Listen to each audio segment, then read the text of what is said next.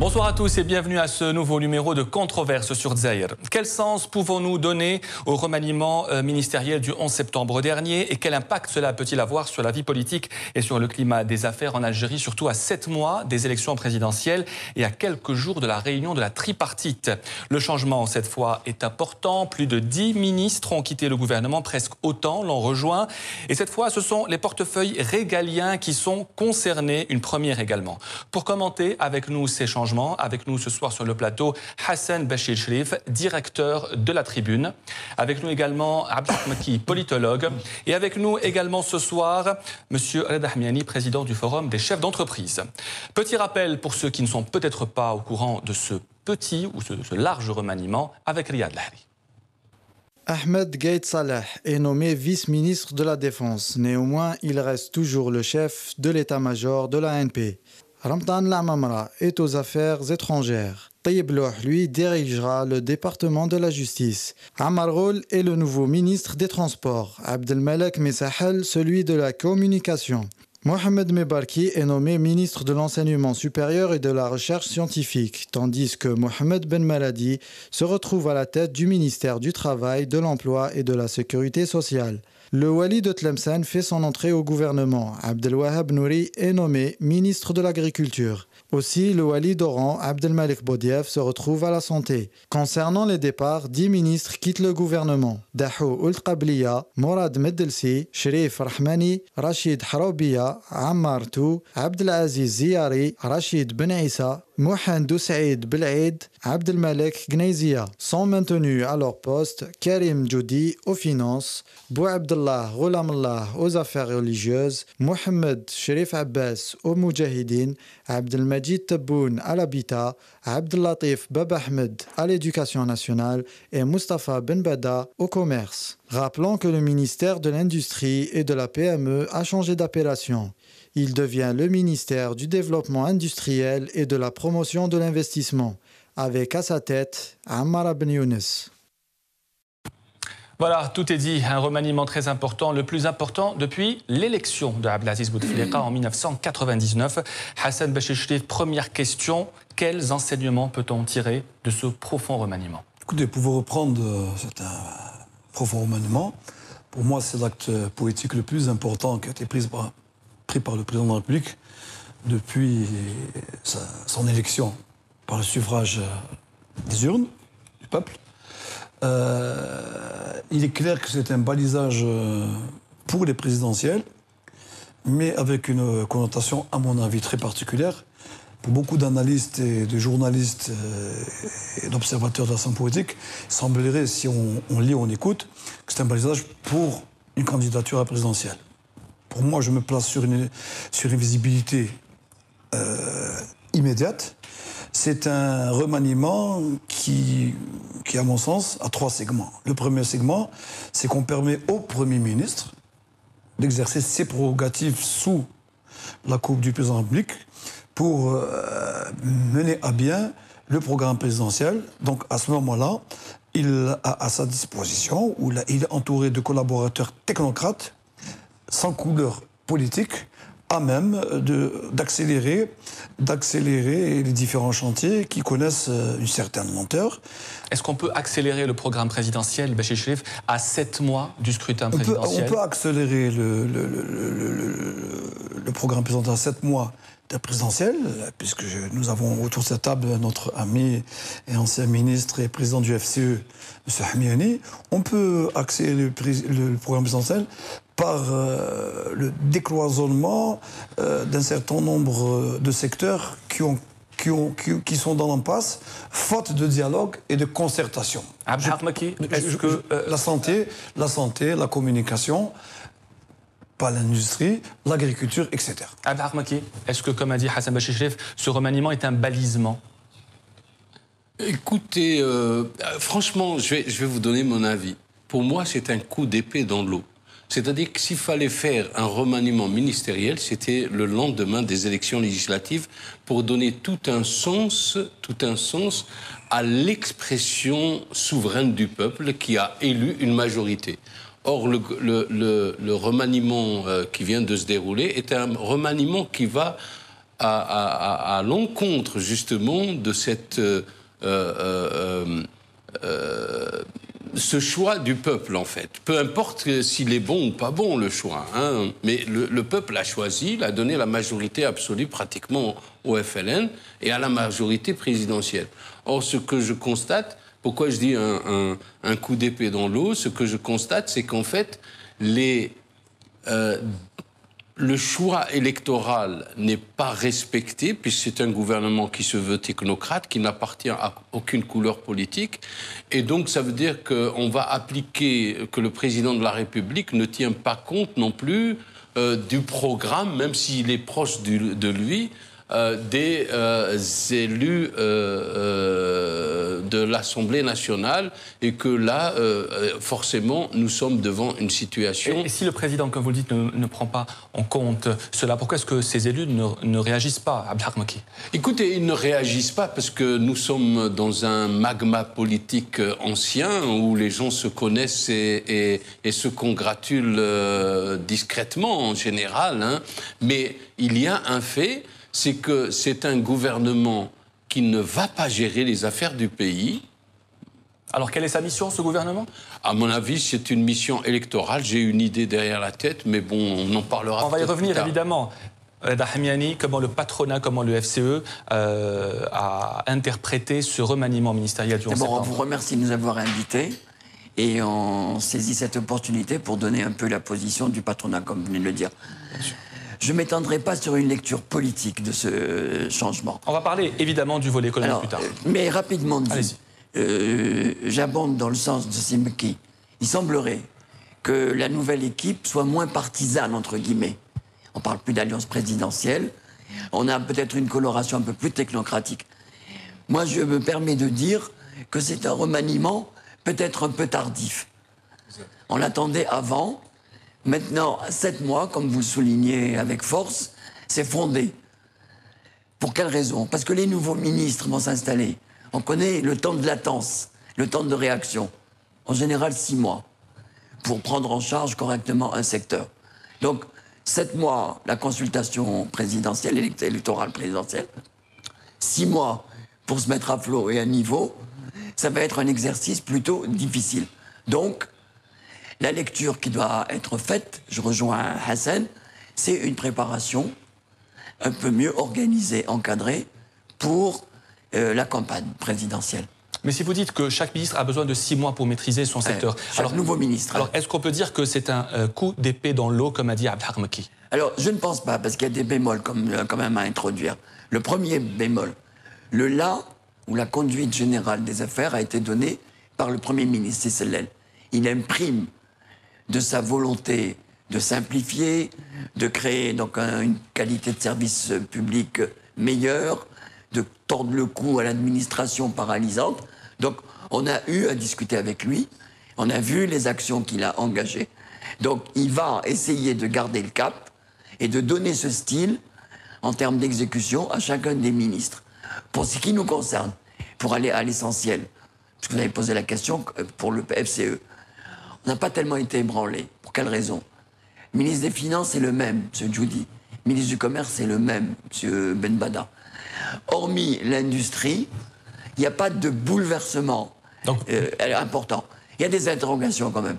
Dans l'appellation du ministère de l'Industrie, on ne reprend pas la PME. Le développement industriel. Alors, et on exclut la PME. Voilà, quid de l'organisation de l'industrie, publique et privée? On parle que de développement. Quid de la PME? Passe-t-elle dans la trappe? Va-t-elle connaître un nouveau sort? Est-ce que vous avez posé la question au Premier ministre? Où sont passées les PME dans le gouvernement? On a un rendez-vous demain avec le ministre de l'Industrie. Une des premières questions. Du développement industriel, oui. Vous dire. Donc sur laquelle on va l'interpeller, c'est qu'est-ce qu'il se fait comme opinion? Quelle est la conception actuelle de son département ministériel concernant ces 2 points? Merci, Reda Hamiani. Hassan Bachichlef, est-ce que le compte à rebours de l'élection présidentielle a commencé aujourd'hui? Oui, mais je ne suis pas d'accord avec mon ami Meki. Ce n'est pas un coup d'épée dans l'eau. Le problème, il est clair. Le Premier ministre a repris ses prérogatives de premier des ministres. Il a mis en place une machine capable d'accélérer les problèmes liés au terrain, le logement, la santé, etc., où il y a un impasse aussi au niveau de la communication. Ça, c'est un premier segment. Le deuxième segment, c'est le président de la République qui prend en charge les ministres, comme vous l'avez dit, régaliens.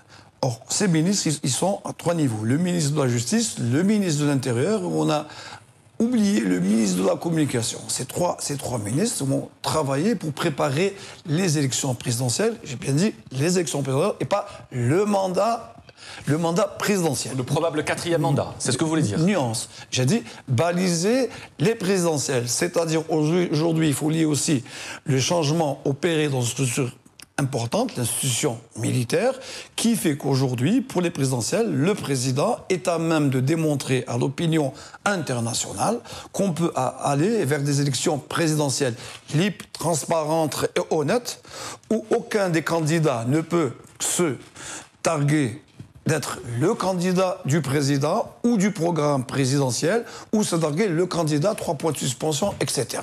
Donc aujourd'hui, le président a 3 chantiers politiques à son niveau: la réforme de la Constitution, la convocation du corps électoral et la mise en place d'un balisage, d'une autoroute pour les candidats à la présidence qui ne peuvent plus se relever, targuer 2 et 2, et qui ne peuvent pas, évidemment, énoncer un certain nombre de contraintes au niveau du ministère de la Justice, au ministère de l'Intérieur ou de la Communication. Aujourd'hui, en fait, le ministre de la Communication, le ministre de l'Intérieur, le ministre de la Justice, c'est le président de la République qui devient aussi le chef suprême, qui n'a jamais perdu de vue, de l'armée. On vous a entendu dire que ce gouvernement peut accélérer les réformes, alors que M. Hamiani, qui connaît bien ce secteur, dit aussi qu'un nouveau ministre a besoin de 6 mois au moins pour contrôler son département. Alors comment, d'après vous, on peut accélérer des réformes en 7 mois? Sauf que je m'adresse à M. Hamiani qui était ministre, il connaît le mode de fonctionnement.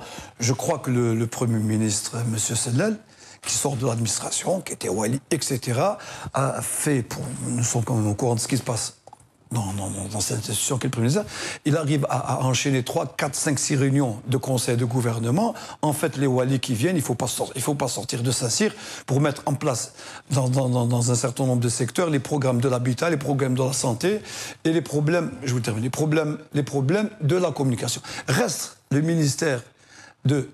Comment il s'appelle, c'est là? Du développement industriel. Je crois que c'est clair que la démarche, elle est claire. Aujourd'hui, il y a un patronat fort, un patronat privé fort, qui est nationaliste, qui est républicain et qui veut démontrer... Et ultralibéral. Ultralibéral. Libéral, tout court.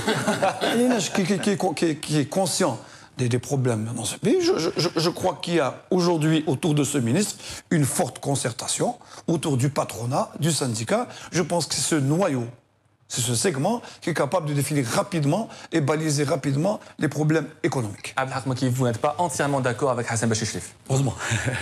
De toutes les façons, de mon point de vue, c'est un gouvernement électoral. Tout bonnement.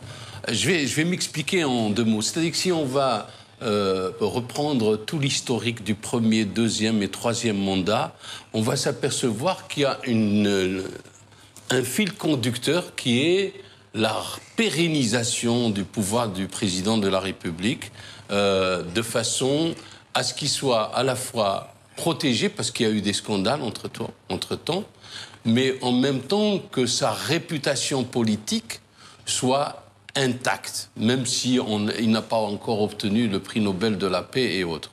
Donc je tiens à dire que si l'on joint tous les événements ou les faits, on va se rendre compte qu'il y a une stratégie qui a commencé dès 1999, celle de la pérennisation du pouvoir, mais qui s'est enclenchée au cours du premier mandat.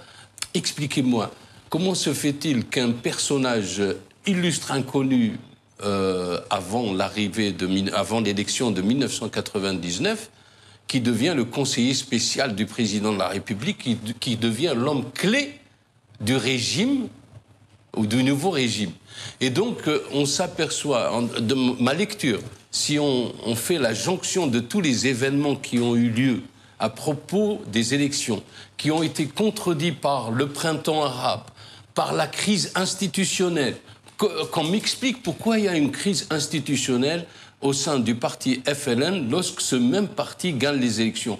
Pourquoi le président de la République, à deux jours de l'élection législative, entame de faire un discours qui est le fameux discours du 8 mai qu'il a prononcé à Sétif. Et donc, c'est uniquement pour revendiquer à lui seul la victoire du FLN, alors qu'elle était aussi la victoire de M. Belkhadem, hein, il faut le dire.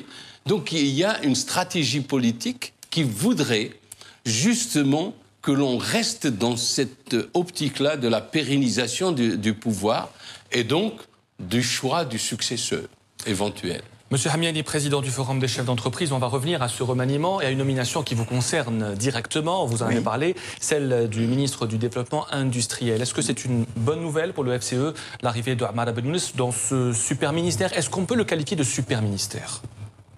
On va voir. Pour l'instant, on ne veut pas faire de procès d'intention.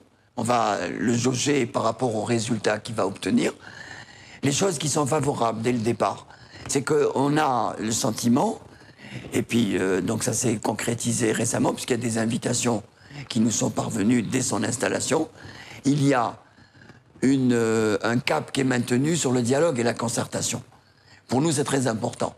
Mais pour donner du sens à ce dialogue et cette concertation, pour nous, elle devrait déboucher en même temps sur une participation plus active des milieux concernés, donc les milieux patronaux et syndicaux, pour la définition des choix économiques qui doivent être faits par nos autorités.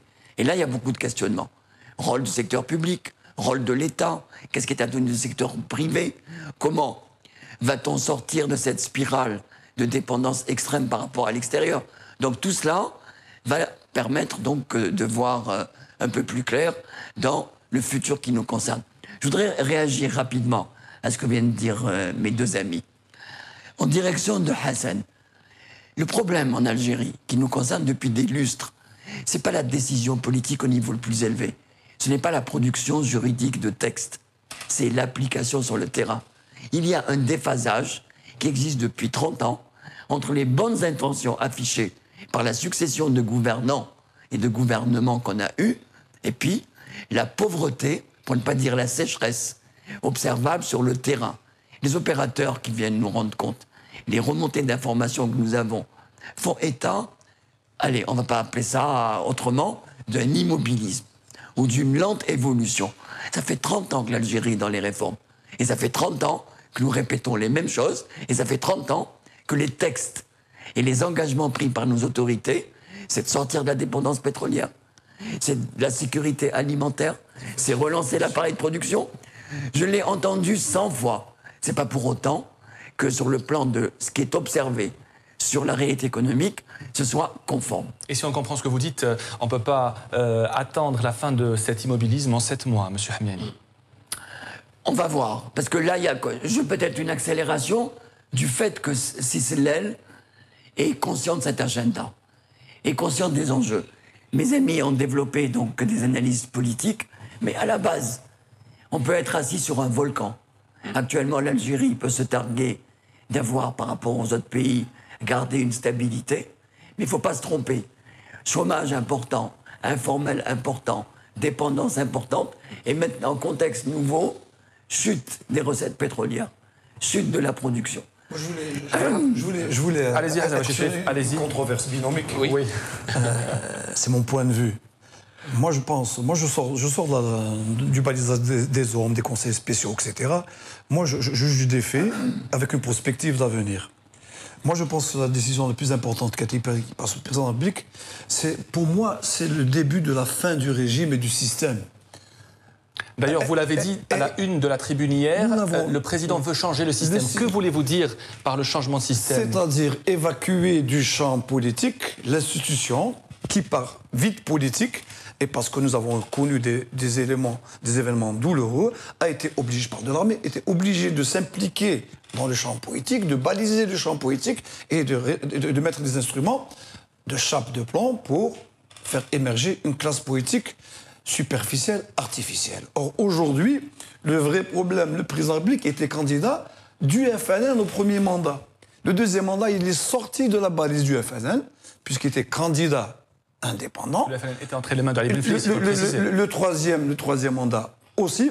Or, aujourd'hui, dans la Constitution, c'est que j'ai pas vu moi un article obligeant le président de la République en Algérie à mettre en place un gouvernement basé sur une majorité FLN, etc. Et tant mieux pour nous. Aujourd'hui, le FLN est devenu un parti comme les autres, avec un programme comme les autres. Il y a crise au niveau du RND, il y a crise au niveau du FFS, du RCD, et crise au niveau des islamistes. On va parler plus tard, une seconde, on va parler plus tard de cette nouvelle alliance présidentielle qui pourrait voir le jour entre le FLN et le TEJ. Abdelhak Mekki, est-ce que vous pensez, comme a dit Reda Ahmiani, que nous sommes sur un volcan actuellement? Ah oui, oui.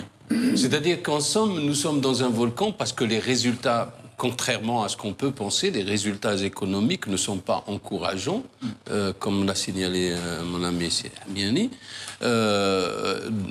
à tout point de vue, parce que en fait, les plans que nous avons... Je donne juste un exemple. Le plan quinquennal 2010-2014, on sait qu'il y a à peu près 30% des projets qui vont à la corbeille. Pourquoi? Parce que justement, on a pratiqué une politique financière qui a été celle de l'investissement public et que finalement on se retrouve devant une situation crise budgétaire puisqu'on a un déficit budgétaire qu'on maquille, d'accord. On a des difficultés sur le plan économique, même si on a des liquidités à profusion.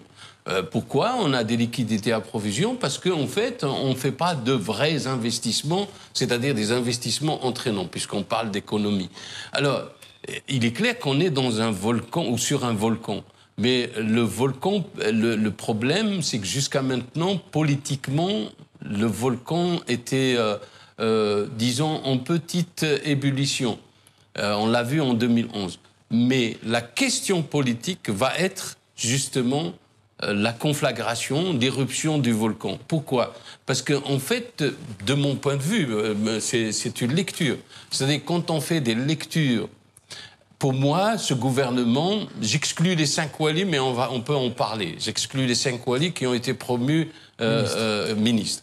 Mais 4, non? Ou 4, pardon. 4, oui, pardon, 4. En réalité, c'est l'équipe de campagne du président de la République de 1999 qui se retrouve conforté, y compris, et à la tête, le Premier ministre qui a été le directeur de campagne à 2 reprises. Et donc, si je vois pourquoi on maintient M. Messahel ou là M. Blaise ou là M. Louh ou là Ghlamla, parce qu'ils ont fait partie justement de l'équipe. Et donc, c'est une équipe de campagne. Mais en même temps, je me pose la question, comment se fait-il qu'on ait éliminé des gens comme M. Tou, comme M. Haraoubia, qui était annoncé Premier ministre. Crise au FLN oblige. C'est pas crise au FLN. Ce sont aussi les deux candidats qui n'ont pas soutenu Ammar Saïdani. Oui, mais il faut voir. Moi, je me pose la question, pourquoi un remaniement ministériel arrive après la nomination de M. Saïdani et qu'on ne tient pas compte, justement, des revendications, ou du moins de la sensibilité FLN dans ce gouvernement. Ce que je constate, c'est que dans ce gouvernement, le FLN est dehors. Puisqu'il a perdu pratiquement tous ses ministres. Il est dehors. Donc il y a vraiment un couac au niveau politique qui va être candidat réellement. La question est là. Est-ce que vous pensez que ce remaniement est un plan de bataille pour 2014 à Moi, j'en suis convaincu. Parce qu'en fait, ceux qui sont entrés parmi les nouveaux alliés sont aussi des gens qui ont eu des accointances avec l'ensemble, je veux dire, de par leur métier, avec l'ensemble des équipes qui ont soutenu le président de la République et donc sa campagne. En même temps, il faut tenir compte qu'il y a une majorité des nouveaux ministres qui sont de l'Ouest. Donc nous sommes dans la même pratique politique depuis 1999 où les compétences réelles ne sont pas mises en valeur et qu'on fait des dosages géographiques. Pour moi, c'est un gouvernement de campagne électorale. Reste que l'on doit se prononcer, ou on doit analyser pourquoi les ministres qui ont chassés Abdelaziz Belkhadem sont chassés du gouvernement. Là, il y a une autre on va rester dans la lecture politique, Hassan Bachichrif. Est-ce que vous pensez, Hassan Bachichrif, que comme a dit Abdelaziz Rahabi avant-hier au Forum Liberté, est-ce que vous pensez qu'il n'y aura pas d'élection présidentielle en 2014? Moi, je ne suis pas dans ce crédit, je suis un journaliste, j'ai beaucoup d'incertitudes. J'essaie de lire et de comprendre. Moi, j'essaie de décoder le discours du président de la République, qui est le chef suprême des armées, et le président de la République élu par les urnes. Bien ou mal, c'est un autre débat. Moi, j'ai appris à lire et j'ai deux éléments de référence. Le discours de Sétif et le discours de 2011 avant Tlemcen.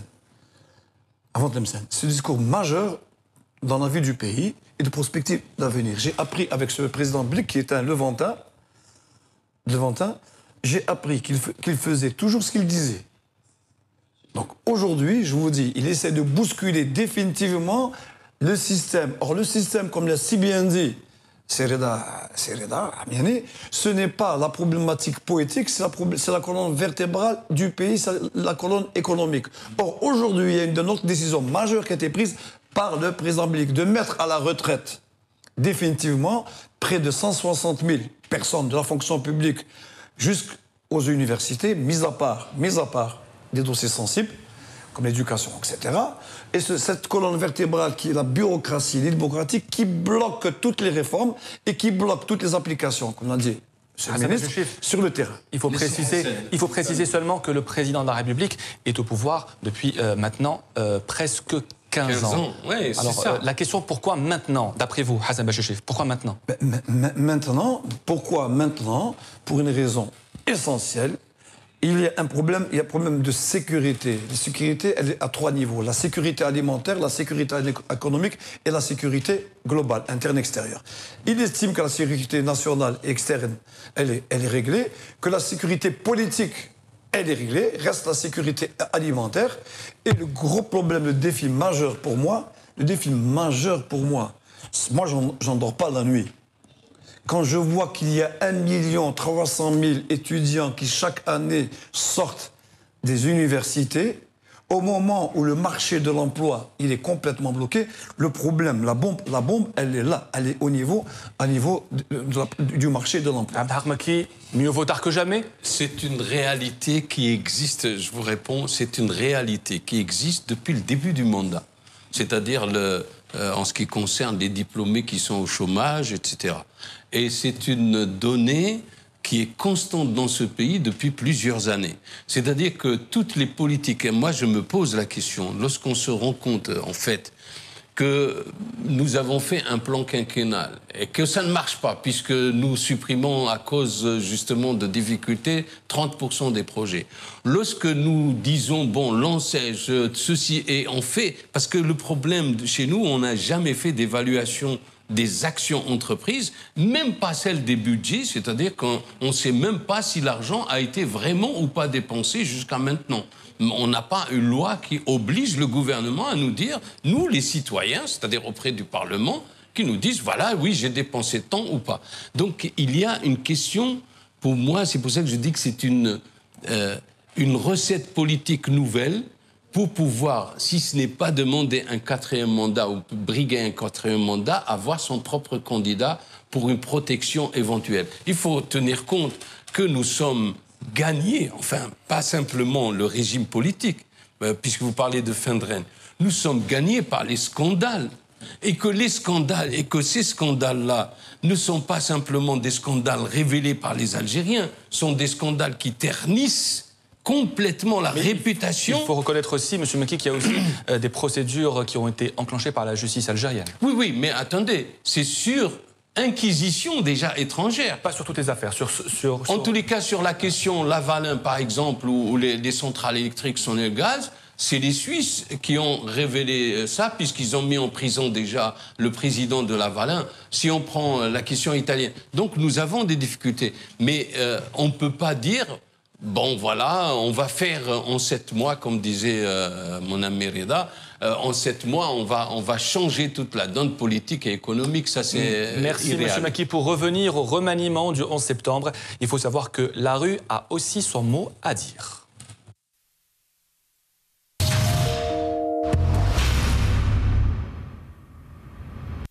Écoutons ce micro-trottoir qui a été réalisé par Nour Shahin. Je n'attends rien parce qu'il n'y a rien de nouveau. C'est les mêmes personnes. Pour attendre quelque chose, il faut qu'il y ait du changement. C'est bien, bien sûr, c'est bien. C'est bien. On a حابين changement. C'est un espoir. Qui trouve changement avec des ministres, c'est un changement. Le résultat, où تشوفوا avec le temps. هذه هي. De mon point de vue, c'est le changement dans la continuité. Il n'y a rien à aspirer. On ne peut rien faire pendant 6 mois, sauf que leurrer les gens, c'est tout, en attendant des jours meilleurs. Ah ben, comment dirais-je, c'est un soulagement. كي شغل الحمد لله يا ربي، c'est-à-dire دروك كي شغل فخامة الرئيس فطن. يعني on a un espoir. Bon, pour 6 mois? Non, je pense pas. Je pense pas. C'est simplement peut-être des petites luttes internes, pas plus. Mais le reste, ce gouvernement, je ne pense pas qu'il va faire en 6 mois quelque chose. Hein. Il va continuer une petite mission qui est transitoire et c'est tout. Hein. Des avis mitigés comme vous venez de le voir. Hassan Bachichlif, comme l'a dit une femme, est-ce que ce remaniement peut être interprété comme un espoir? Moi, ce qui m'étonne et qui me surprend, c'est qu'on reste toujours figé sur les schémas du microcosme algérois et du microcosme de la maison de la presse. Vous avez parlé de M. Rahabi, de vous. Est-ce qu'il est le porte-parole de l'opinion publique? C'est juste une question. M. Rahabi, politologue, ancien ministre. Est-ce que c'est le porte-parole de l'opinion publique? Je ne sais pas. Moi, je disais tout à l'heure autour du café, il y a 2 Algéries. Il y a l'Algérie de 10 millions de gens qui vivent dans l'informel et qui ont leurs règles de contournement de l'état de droit. Et il y a des gens qui essayent de mettre en place un état de droit. On a très vite oublié les 15 années de terrorisme, de contestation politique, d'émeutes, de destruction de ce pays, de pratiquement d'insurrection nationale. Il faut maintenant pratiquement encore 20 ans pour appliquer des schémas type occidentaux où il y a des lecteurs, des électeurs, des éléments du contre-pouvoir. Aujourd'hui, tant mieux qu'autour du FCE et d'autres organisations patronales. J'ai relevé ce matin l'intervention toujours brillante de M. Hayam Yani à la radio, qui disait nous sommes 15, 11... 8 ou 9. 8 ou 9. Tant mieux pour les 11, j'en ai ajouté 2. Tant mieux. Il faut qu'il y ait des institutions du contre-pouvoir. Ils vont parler d'une seule... Je voulais terminer. Nous, enfin, on a aujourd'hui un ministre, M. Messahel, on va dire que c'est un coopérant technique, parce que c'est un des nôtres qui est au ministère. Nous allons essayer de créer des problèmes de concertation, pas pour avoir des privilèges, pour essayer de bâtir l'avenir de la corporation. M. Hamiani, vous voulez réagir? Oui, parce que mes amis ont brillamment développé donc, des analyses sur le personnel politique en place, sur les forces en présence avec les partis, etc. Moi, je voudrais me placer un peu plus haut en tant que système. Ce qui est peut-être attendu par la population algérienne, en tout cas peut-être par son élite, de façon plus précise, c'est qu'on s'éloigne du verrouillage du système systématique et qu'on s'écarte de la cooptation et de l'allégeance quand il s'agit de désigner les bons, entre guillemets, responsables de la future et nouvelle Algérie. Alors, moi, je ne fais pas une querelle sur les... porte pas mon discrédit sur les personnes.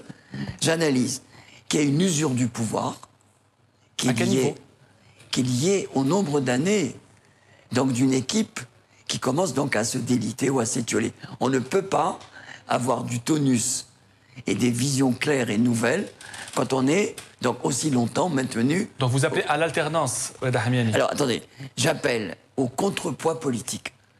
Hassan, je le rejoins, pas tout à fait, parce que notre système politique algérien était équilibré autour de 2 pôles. Bon, visiblement, il y a eu un changement radical opéré. La lecture nous échappe totalement parce qu'il faut peut-être un peu plus de recul. Moi, ce que je déplore, c'est que l'Algérie n'a pas suffisamment de contrepoids. Une démocratie se construit avec un exécutif mais aussi et surtout un Parlement indépendant et libre de ses décisions, une justice qui ne soit pas aux ordres. Donc, ça, c'est tout un programme, M. Hamani. Non, je veux dire que le changement observé à l'heure actuelle, c'est une continuité, comme diraient certains, dans le système.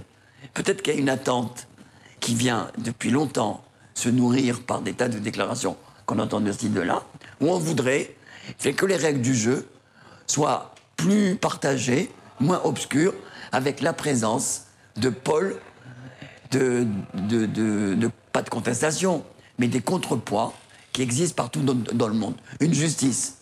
Heureusement, pour nous, on est servi. Nous avons des médias et une justice qui expriment des points de vue différents, voire divergents. Alors, pour revenir à ce que vous dites, Dahmiani, ce remaniement intervient donc à 7 mois de l'élection présidentielle, mais aussi à quelques jours d'un rendez-vous très important qui est la réunion tripartite entre le gouvernement, l'UGTA et le patronat, dont vous êtes un membre important. Donc, déjà, donnez-nous des précisions sur la date de la tenue de la tripartite et sur une nouveauté cette année, c'est que pour une fois, le patronat sera uni. Oui, tout à fait. Allez-y. Alors, cette tripartite est un moment important. Et il vient consacrer donc cette volonté d'ouverture et de dialogue. Donc, on va avoir la première tripartite organisée par Sissel. On a eu les versions des précédents. Bon, il semblerait qu'il y ait une ouverture, donc les participants vont être plus nombreux. Ce qui est bien, et peut-être qui aussi diminue l'intérêt ou l'impact de cette tripartite. Je vous le dis tout de suite, on est d'accord sur les résultats attendus. Parce que d'une part, on a balisé les sujets qu'on va étudier, on a évité ceux qui fâchent. On va se contenter de passer en revue les conditions à mettre en œuvre pour relancer l'appareil de production. La date de la tripartite, M. Hamani? Alors la date, c'est la dernière semaine de septembre, peut-être avec un ripage sur le début octobre. Alors, puisque vous me tendez la perche, quels sont les sujets qui fâchent? Quels sont les sujets qui ne seront pas traités? Alors c'est le 87 bis, c'est les allocations familiales, c'est les retraites. Donc tout ce côté social est renvoyé pour étude et pour examen au mois de décembre. Donc pour l'instant, il y a un consensus général pour plusieurs raisons. D'abord, vous l'avez dit, les patronats sont d'accord entre eux. Donc on travaille d'arrache-pied depuis quelques semaines à se mettre d'accord sur des propositions communes qui vont être exprimées donc de façon très simple, mais unifiée. On va essayer de parler d'une seule voix. Alors, l'autre point de consensus, c'est que durant tout cet été, on a été convié par le ministère de l'Industrie pour étudier en détail toutes les mesures qui seraient bonnes à prendre dans le climat des affaires, dans les simplifications de procédures par rapport à l'investissement, dans la relance du partenariat, notamment public-privé. Donc, tout ceci nous a permis de constater convergence de points de vue, identité d'analyse. On a également écouté et associé le syndicat, l'UGTA, avec nous. Donc là, on partage, je vais dire à 95%, les mêmes préoccupations, dictées par l'intérêt national. Alors, la grosse préoccupation de l'heure, c'est qu'on ne peut plus se permettre de laisser filer les importations au rythme où ça a été pris. Donc, cela nous amène, M. Hamani, à parler du climat d'affaires en Algérie, dont vous êtes un spécialiste, vous êtes revenu longtemps sur cette question. Que pensez-vous aujourd'hui de ce climat d'affaires, des prérogatives et de la détermination du gouvernement à l'améliorer, malgré la loi du 51-49, que vous n'avez pas dénoncée ouvertement, mais que vous trouvez trop uniforme, si on choisit bien le terme. Alors, pour ou contre? Si vous me donnez un peu plus de temps pour développer un peu l'historique récent. Allez-y brièvement, oui. Ce qu'on voudrait faire admettre à nos autorités, c'est les mauvais choix économiques. En deux mots, il y a deux périodes qui nous concernent. De 2000 à 2008 et de 2009 à ce jour. Quels ont été les mauvais choix? Au début, ultralibéralisme. Donc les années 2000 ont été caractérisées par la croyance éperdue que l'application d'un modèle ultralibéral était la meilleure politique à suivre. Erreur. On a compté sur les IDE, on a marginalisé les entreprises locales. Une loi sur les hydrocarbures qui a failli passer, qui aurait donc hypothéqué même notre sous-sol énergétique. Privatisation à outrance très opaque.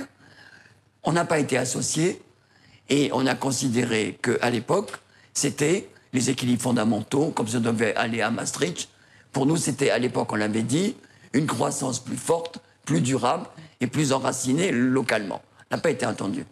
2008, Changement de cap, étatisme à outrance, l'aide de crédit comme instrument de paiement, la loi 49-51 et surtout la croissance alimentée par la dépense publique. C'est pas bon. On a été également écarté des chantiers importants, on n'en a pas profité. Présentement, ce qui nous concerne, avec cette tripartite, c'est qu'on soit d'accord sur les choix futurs à faire.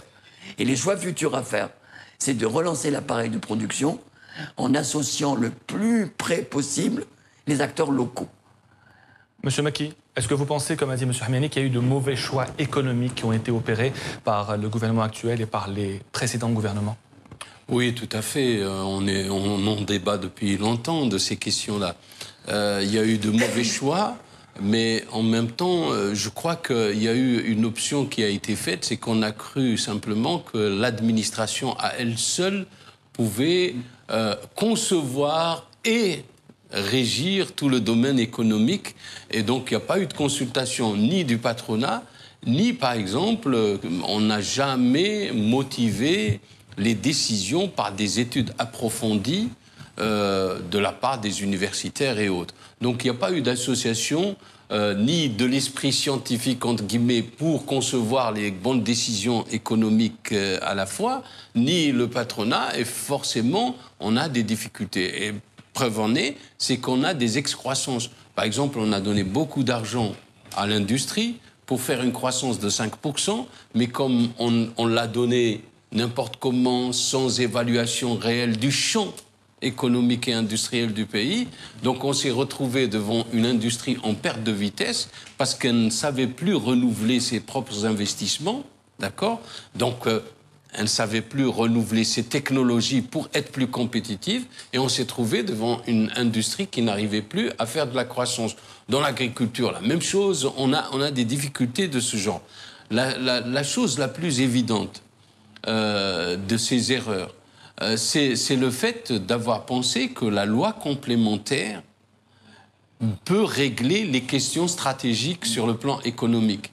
Et donc, c'est là la grosse difficulté. C'est qu'en fait, on a régi l'économie au coup par coup, sans vision ni de moyen terme, ni de long terme. Et quand on a créé le ministère de la prospective, la preuve, c'est qu'on il est parti... On l'a supprimé. On l'a créé sans qu'il ait de possibilité de faire des études, puisque même l'arsenal statistique n'était pas au niveau pour faire des études prospectives intéresses. Donc il y a des difficultés. Je vais rebondir sur le mot-clé lequel ? Sur la problématique du déverrouillage politique. Est-ce que pour vous, est-ce qu'il y a actuellement un verrouillage politique ? Il y a un déverrouillage politique. Il y a un déverrouillage. Non, on oublie le passé. Voilà quelqu'un qui vient en 99, qui trouve un pays délabré avec deux forces majeures. Un État dirigé par l'État Ta'adra, pour le dire le mot en arabe. Et de l'autre côté, une contestation Ta'adra. À ce moment-là, il y a un chantier politique important, c'est d'aller vers la réconciliation. Déjà nous réconcilier avec nous-mêmes. C'est un chantier qui a pris pratiquement un mandat pour sortir les gens qui voulaient imposer l'État, sans les nommer. À ce moment-là, le chantier économique a été confié à on les appelle les Golden Boys, moi je les appelle les Bad Boys, qui ont essayé de nous entraîner vers des pistes d'économie libérale débridées, complètement obsolètes par rapport... Par exemple. Je parle des Bad Boys. Et le courage du président de la République, c'est de dire je me suis trompé sur la loi fondamentale qui allait hypothéquer l'avenir de nos enfants et petits-enfants, c'est-à-dire les hydrocarbures. À des ouges. Troisièmement, on est en phase. Au même titre que les pays qu'on connaît, la violence. Le Chili, l'Uruguay, l'Argentine, l'Afrique du Sud. Il est évident qu'après des problèmes d'ordre politique et de contestation, de violence politique, le fils Jia, Hakimi, etc. Aujourd'hui, on est devenu, guillemets, un pays normal, où on se retrouve comme le Paraguay. Moi, j'étais au Venezuela. Le Venezuela, c'est quoi? C'est 51 d'électeurs de Chavez et 49 de Comprador. Eh bien, le Venezuela, il y a des zones de non-droit, il y a des villages de non-droit, il y a des campagnes complètement abandonnées.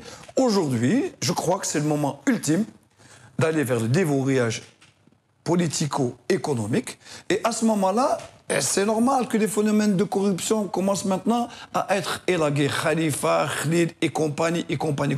C'est le moment idoine pour que la population puisse revenir à la non-défiance de l'État. Elle a besoin d'exemples. Le déverrouillage est en marche. Et quand est-ce qu'il a commencé, ce déverrouillage? Le déverrouillage, il a commencé depuis 1999. Écarter du champ politique les vrais décideurs, le shadow cabinet, ça a duré 1 mandat et demi, qui fait qu'il y a eu crise au FLN. Et aujourd'hui, que ce soit Saïdani ou Hiya, etc., personne ne peut se revendiquer de ce qu'on appelle la coalition présidentielle. C'est mon programme. Par mon Premier ministre et mes ministres. À ce moment-là, oui, il faut l'émergence de structures de contre-pouvoir. Pour terminer sur ce qui nous concerne, nous, la presse, nous avons 2 casquettes. Nous avons une casquette politique. On est soumis à une loi de l'information que nous n'avons jamais discutée, en tous les cas, moi et quelques amis. Et nous sommes des patrons économiques. Logiquement, nous avons une association qui va naturellement, et je l'annonce officiellement à notre ami, nous allons naturellement créer une association des éditeurs de patrons économiques et nous allons nous-mêmes nous fédérer à travers le patronat pour poser des problèmes communs. Monsieur Mekki, très rapidement. Très rapidement, puisque si Hassan a parlé des pays de l'Amérique latine, comme le Venezuela et l'Argentine. L'Afrique du Sud. Bon, l'Afrique du Sud est un cas à part, mais on va parler des 2 pays latino-américains. Très rapidement. Ben, je tiens juste à dire, M. Chavez, 15 ans de pouvoir, 15 ans de réussite économique. On ne parle pas de la réussite politique, hein, parce qu'il a mobilisé tout le continent latino-américain, avec des projets intéressants sur le plan pétrolier, c'est-à-dire qu'il a accordé des avantages à ses voisins, comme l'Équateur et comme la Bolivie, etc. Et aujourd'hui, c'est une vraiment pouponnière, en quelque sorte, nouvelle dans l'économie mondiale. La deuxième chose, M. Kirchner, je ne parle pas de Mme Kirchner, M. Kirchner, le mari en Argentine, Feu Kirchner, en 5 ans, il a pris un pays complètement délabré, en crise financière. En 5 ans, il a rétabli le pays et c'est comme ça qu'il a pu juger les dictateurs. Et c'est comme ça qu'il a pu juger les dictateurs militaires, Videla et compagnie. Lui-même est jugé maintenant pour corruption économique. Non. Lui-même, il a fait une dévaluation. Oui, mais attendez. On parle de la réussite économique. Maintenant, il y a des excroissances qui se produisent. Dévaluation. Je fais des images terribles de la dévaluation. Nous avons fait la dévaluation avant l'arrivée du président de la République avec M. Amrouche. Le problème, c'est la réussite économique des mandats. Moi, c'est ça qui compte pour moi. C'est-à-dire de dire déverrouiller le système, c'est quoi exactement? Moi, je ne comprends pas ce pouvoir d'ombre. Il y a le fait, contre la réussite économique, et là, le peuple y adhère, le peuple se mobilise, et il est joyeux, et voilà. Merci, M. Mekki. On passe à la dernière rubrique de controverse, c'est l'heure de l'interro-photo.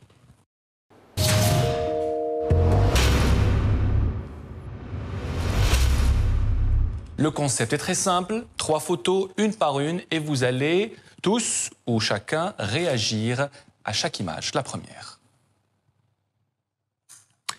C'est un homme que vous connaissez bien, Cherif Rahmani, ministre presque sans interruption depuis 1984, il faut le préciser, et c'est le ministre de l'Industrie donc qui n'a pas été reconduit. Monsieur Reda Hamyani, vous êtes le premier concerné par cette image.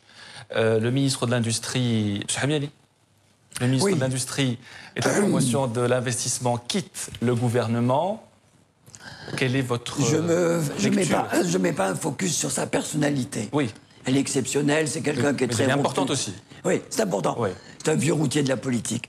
Il en connaît toutes les arcanes et il a gravi tous les échelons. Donc il a une connaissance précise du terrain comme des instances supérieures. J'ai eu à le côtoyer très récemment au ministère de l'Industrie. Il a créé une véritable révolution en mobilisant les troupes, en donc ramenant des partenaires étrangers, ce qui n'était pas toujours facile. Chaque semaine, on a eu l'occasion d'assister à des signatures donc de partenariats. Il a réussi une alliance qui était peut-être sous-jacente, mais qu'il fallait la formaliser entre les patrons que nous sommes et l'UGTA. On a travaillé avec lui avec une capacité d'écoute et une perméabilité par rapport au climat des affaires. Donc la question est toute trouvée, M. Hamiani. Est-ce que pour le FCE, le départ de Chef Rahmani est une mauvaise nouvelle? On a été surpris. C'est une surprise. Oui, une mauvaise surprise. Je vais vous dire pourquoi. Mauvaise. Parce qu'il y avait beaucoup de chantiers qui étaient en cours. Il se trouve, heureusement, que nous connaissons bien également M. Hamama Ben Younes et ses positions par rapport à la conduite un peu libérale, entre guillemets. On pourra s'expliquer là-dessus. Et sa proximité par rapport, donc, au chef d'entreprise. Donc, pour nous, c'est de bon augure. Également, le départ de M. Rahmani? Non, que M. Hamama Ben Younes ait été choisi pour le remplacer. Je pense que c'est un même État, une même politique. On devrait avoir une transition naturelle. Et le temps nous le dira. Le temps nous le dira. Monsieur Mekki, comment peut-on expliquer, analyser le départ d'un ministre omniprésent et très important sur l'échiquier politique? Écoutez, moi, je mettrais juste un titre. Quand un intellectuel se compromet politiquement. En fait, c'est ça, c'est un grand intellectuel. Il aurait pu faire une très grande carrière intellectuelle. Hein. Mais il s'est impliqué dans le système que finalement, on ne sait plus quelles sont les idées les plus pertinentes qu'il a eues. On passe à la deuxième image.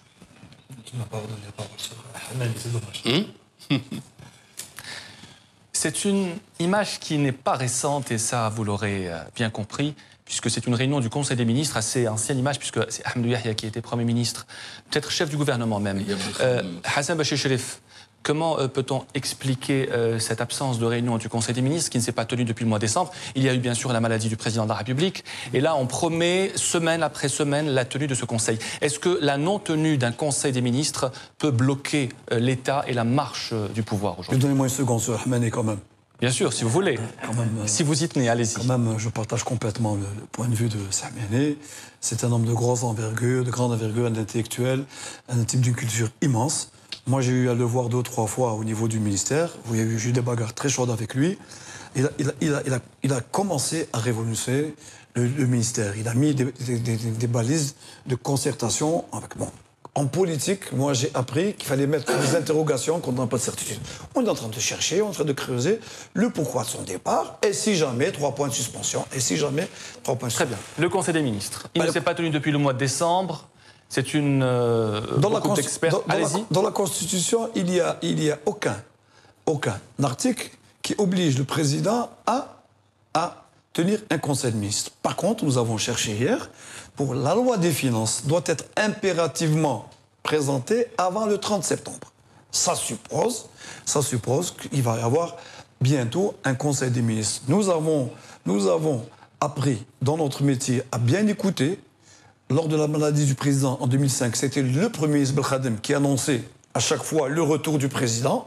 Cette fois-ci, M. Sellel, à chaque fois qu'il sort de chez le président, c'est clair qu'avant-hier, il a annoncé que la Constitution allait être sortie dans des tiroirs du président. Il a annoncé clairement qu'il allait avoir un Conseil des ministres. Moi, je pense qu'il va y avoir un Conseil des ministres le 30 septembre, au moins pour la loi des finances. Quant à la photo de famille, on s'en passe. Voilà, il n'y a pas eu de photo de famille pour le nouveau gouvernement, il faut le préciser également. C'est pas la Constitution. Monsieur Mekki pour le Conseil des ministres. Je vais utiliser une expression. Une autre expression, allez-y. De François Mitterrand qui est lapidaire. C'est le coup d'État permanent. En fait, on n'a jamais respecté ni la Constitution ni les traditions. Par exemple, la nomination de M. Blaise, constitutionnellement, elle ne devrait pas être la nomination de M. Blaise comme ministre de l'Intérieur, parce qu'il était président du Conseil constitutionnel, et le président du Conseil constitutionnel ne peut pas se retirer durant les 3 ans.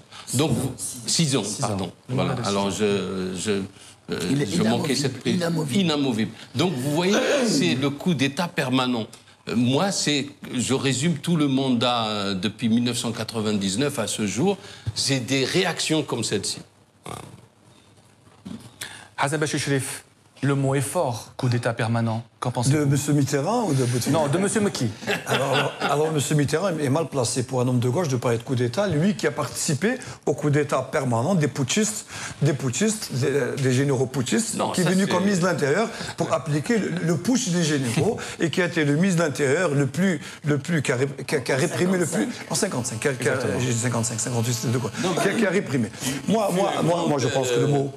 Allez-y, Chauve, c'est Mekki. Moi, sache que je ne partage pas du tout vos points de vue, hein, et je ne suis pas un zélodateur, je ne suis pas payé par le candidat de la présidence. Moi, je note, j'écris et j'essaie d'être un journal. Vous pensez que le président est candidat pour 2014, monsieur? J'ai pas dit ça.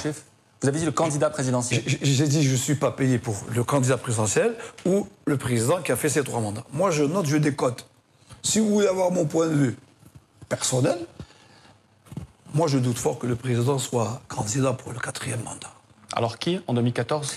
À ce moment, c'est celui qui fera preuve de consensus, celui qui pourra nous sortir de la crise économique, parce qu'on va pas se leurrer la face. Le futur président de la République pour ce nouveau mandat, il aura un peu de schlarren à l'ELND, un peu une casquette verte, il aura la colonne vertébrale du FLN, il aura un peu de presse, un peu de FCE et de patronat. Et il est clair que le futur mandat, c'est un mandat économique. Nous, on veut un président capable de nous sortir de la crise économique par rapport à ce qui va se passer sur le plan international. On a besoin de quelqu'un visionnaire. On va terminer avec vous, monsieur Hamniani. Est-ce que vous pensez que le prochain mandat présidentiel de 2014 à 2019 sera un mandat économique? Tout à fait. Les enjeux sont énormes. Les défis de l'Algérie sont extrêmement importants. Et on est sur une pente glissante. Depuis 2000, le prix du baril s'est redressé. L'Algérie s'est retrouvée dans une situation historique unique, très confortable. On a joué les enfants gâtés, on a dépensé tant et plus. Les résultats ne sont pas toujours au rendez-vous, mais peu importe. À partir de l'année prochaine, et 2015, les conditions vont changer. Il y a un contexte international, énergétique d'abord. Le gaz de schiste, le pétrole de schiste, on ne découvre pas suffisamment de ressources nouvelles. L'alternative locale d'une industrie qui se développe, c'est lent, c'est laborieux. Les chiffres l'attestent, on est à moins de 5%. Une petite relance, des frémissements, mais pour les années à venir. 10 millions de plus, je reprends les termes de Hassan, 10 millions de plus de demandeurs d'emploi pour 2020. L'économie n'arrive pas à créer 200 ou 250 000. C'est son maximum. Beaucoup de défis, donc, monsieur Hamniani. Énormément. Et donc, la loi économique dictera ses prérogatives et sa prééminence par rapport à la conduite des affaires dans notre pays. Donc M. Hamniani, vive un président qui nous sortira de l'or noir pour aller vers l'or vert et l'or bleu. Exactement. Merci à vous. C'est bien imagé. Controverse, c'est fini. Merci infiniment à nos invités ce soir. Hassan Bachichrif, directeur de la Tribune, le politologue Abdelhak Maki. Merci également à vous, monsieur Reda Hamniani. Politologue et économiste. Aussi. Voilà. Merci à vous aussi, monsieur Hamniani, président du Forum des chefs d'entreprise. Merci surtout à vous pour votre fidélité. Bonne soirée et à mercredi prochain.